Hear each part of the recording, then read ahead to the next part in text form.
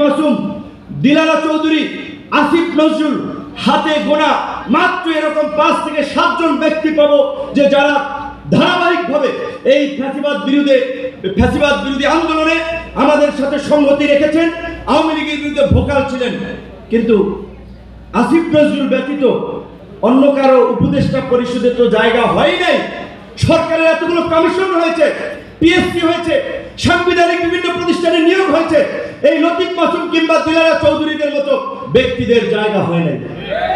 বন্ধুগণ, আমাদের এখানে নেতৃবৃন্দ যেটা বলেছে, নীলাপা বলেছিল, সন্তান নিয়ে, স্বামী নিয়ে, অনেকেই পুরো পরিবার নিয়ে রাজপথে লড়াই সংগ্রাম করেছে।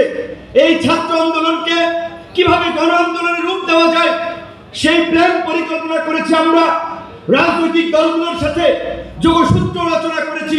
বিএনপির শীর্ষ নেতৃবৃন্দ থেকে শুরু করে জামাত, হেফাজত, অন্যান্য সকল নেতৃবৃন্দ এবং এইখানে যারা উপস্থিত আছেন, যদি 18ই জুলাই দিবাগত রাত তথা 19শে জুলাই রাতের যদি অনেকের ইনবক্স পাওয়া যায় কিংবা আমি যাদের সাথে কথা বলেছি কল লিস্ট চেক করা যায়, দেখবেন তাদের সাথে সেদিন আমার কি কথা হয়েছিল। আমার মোবাইলে এখনো অনেকের রেকর্ড, ইতিহাস বিকৃতি করার একটা অপচেষ্টা চলছে, ইতিহাস ভুলভাবে উপস্থাপন করার চেষ্টা চলছে। এখনো মোবাইলের কিছু রেকর্ড আছে, সব রেকর্ড মুছে যায় নাই।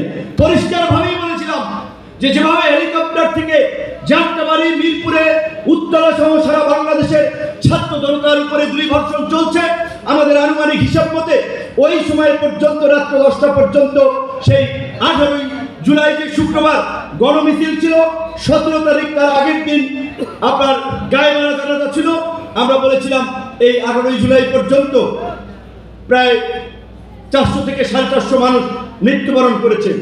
এই 400-450 মানুষকে খুন করার পরেও এই জল্লাদ হাসিনা যদি গদিতে থাকে, এই দেশের গণতন্ত্রকামী আরো অসংখ্য মানুষকে জীবন দিতে হবে। সেটা আমরা পরিষ্কারভাবে বলেছিলাম, এখন আর এক দফার বিকল্প নাই।